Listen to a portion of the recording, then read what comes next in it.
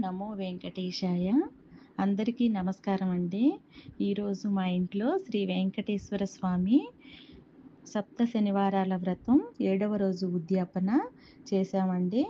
నేనెలా చేశాను అనేది మీ అందరితో కూడా షేర్ చేసుకోవాలనుకుంటున్నాను.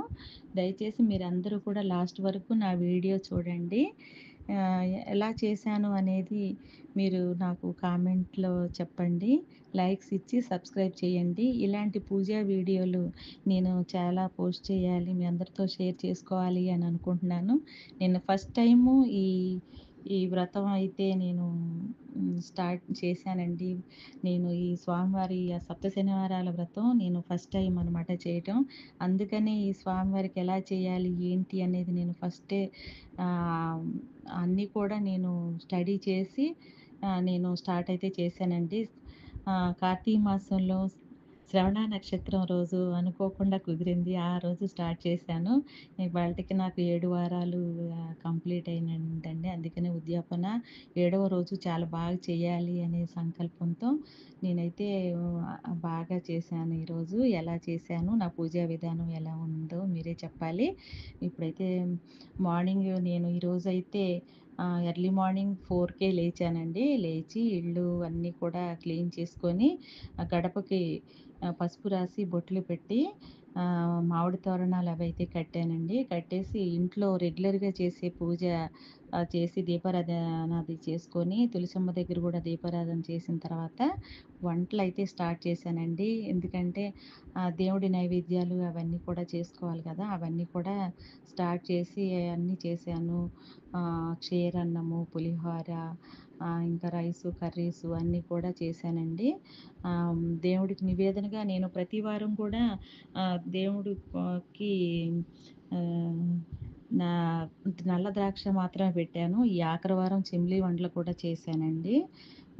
అలాగే నేను పూజ ఈ వంటకాలన్నీ చేసుకొని రెడీగా దగ్గర పెట్టుకొని అన్నీ రెడీ అయిన తర్వాత అప్పుడు నేను పీఠం దేవుడిని ఎక్కడ హాల్‌లో పెట్టుకున్నానో ఆ నిలిపే దగ్గర మాత్రం పసుపు రాసి అక్కడ పద్మం ముగ్గయితే వేసి దాని మీద పీట వేసి పీటకు కూడా పసుపు రాసి బొట్లు పెట్టాలండి. పద్మం ముగ్గేసి దాని మీద యెల్లో క్లాత్ వేసి దేవుడి ఫోటోనైతే పెట్టి దేవుడి దగ్గర చక్కగా అలంకరించాను. ప్రతి వారం అయితే తులసి దళాలతో వరకే చేశాను. ఈసారి తులసి దండ కూడా నేను ఏర్పాటు చేసుకోగలిగానండి. అది కూడా ఏసి దేవుడినైతే చక్కగా అలంకరించుకున్నాను. తర్వాత ఆహ్, నివేదనలో ఈరోజు ఆఖరి వారం కదండీ! ఆఖరి వారం అన్ని రకాలు 7 రకాలుండాలి. 7 రకాల స్వీట్లు, 7 రకాల పువ్వులు, అలాగే 7 రకాల ఫ్రూట్స్ అండి. అండ్ ఈ కొబ్బరికాయలు కూడా 7 అనమాట. అన్నీ కూడా సిద్ధం చేసుకున్నాను. అలాగే చలివిడి, వడపప్పు, పానకం, పంచామృతాలు పూజకి నేను ప్రతి వారం గూడా పంచామృతాలతోనే చేశానండి. అలాగే ఈ పంచామృతాలు అంటే దాంట్లో మనం ఆవు పాలు, ఆవు పెరుగు, తేనె, పంచదార, ఆవు నెయ్యి ఇంతవరకైతే కలిపి సిద్ధం చేసుకోవాలి. అలాగే నేనన్నీ రెడీ చేసుకున్నానండి. ఇంకోటేంటంటే ఇప్పుడు 6 వారాలు కూడా నేను ఒక్కదాన్నే కూర్చొని చేశాను. వ్రతం అనేది. ఆఖరి వారం మా హస్బెండ్ కూడా వ్రతంలో కూర్చున్నారు. ఇద్దరం కలిసి ఈ వ్రతం అయితే చేశామండి.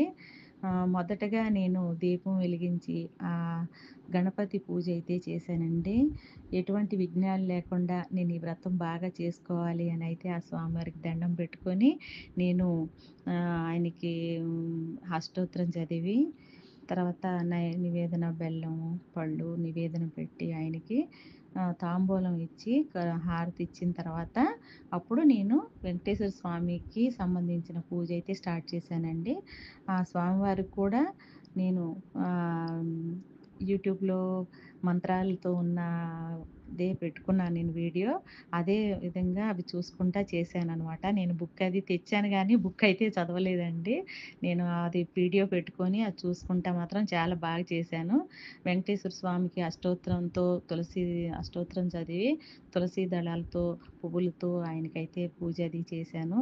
7 దీపాలు కూడా ఒక్కొక్క దీపంలో పిండి దీపాలు 7 దీపాల్లో కూడా ఒక్కొక్క దీపంలో 7 ఒత్తులేసి ఆయిలది పోసి ఎలిగించానండి. ఎలిగించి ఆ దీపాలకు కూడా పువ్వులు, అక్షింతలతో నేను అదైతే పూ దండం పెట్టుకున్నాను వేసి. తర్వాత స్వామివారి అష్టోత్తరం అయిపోయిన తర్వాత లక్ష్మీ అమ్మవారికి కూడా కుంకుమతో పూజ అది చేశాను. అష్టోత్తరం అది చదువుకుంటా ఆ అమ్మవారికి కూడా అలా చేశాను. చేసిన తర్వాత నేను మహానివేదనగా అన్నీ పెట్టామండి. కొబ్బరికాయలయి కొట్టి. అలాగే నేను ఈరోజు హ్మ్. కథ మొత్తం ప్రతి వారము కథ కంపల్సరీగా విన్నానండి. అలాగే ఈరోజు గూడా ఆ స్వామివారి కథలైతే అందరం కూడా ఎందుకంటే ఈరోజు నేను లక్ష్మీ అమ్మవారిలాగా స్వామివారిలాగా అనుకోని ఇద్దరికి బట్టలు పెట్టానండి. ఒక ఏడుగురికైతే తాంబూలం ఇచ్చాను. వాళ్ళందరిని కూడా పిలిచాననమాట. నాకు మొదటి వారం నాకు ఇంతకుముందు 6 వారాలు నేను ఎవరిని పిలవలేకపోయాను. అందుకనే ఆఖరి వారం అందరిని పిలిచి నేనిలా అయితే చేసుకున్నానండి. అందరికీ తాంబూలం ఇచ్చాను. ఇద్దరికైతే బట్టలు పెట్టి స్వామివారు, అమ్మవారు అనుకోని వాళ్ళకి బట్టలు పెట్టి వాళ్ళ దగ్గరైతే ఆశీర్వాదం తీసుకున్నాము. చాలా హ్యాపీగా అయితే పూజైతే చాలా హ్యాపీగా చేసుకోగలిగాను. అందరూ కూడా చాలా బాగా చేశాను అనైతే అన్నారు. హ్మ్. అందరికీ భోజనాలు పెట్టి, తాంబూలం ఇచ్చి అలాగా పంపించానండి అందరిని కూడా. చాలా హ్యాపీ అనిపిచ్చింది. మరి నా వీడియో మీకెలా ఉందో చూసి చెప్పండి. ఇలాంటి వీడియోస్ నేనైతే ఇంకా చాలా చేస్తాను.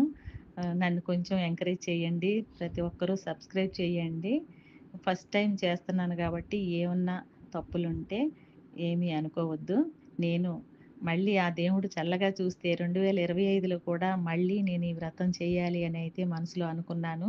మనం అనుకున్న కోరికలన్నీ కూడా ఆ దేవుడు తప్పకుండా తీరుస్తాడు. అదే సంకల్పం మనం మనసులో పెట్టుకొని మనం పూజ అనేది మనం ఎంతో భక్తి శ్రద్ధలతో చేయాలండి. నేనైతే అలానే చేశాను.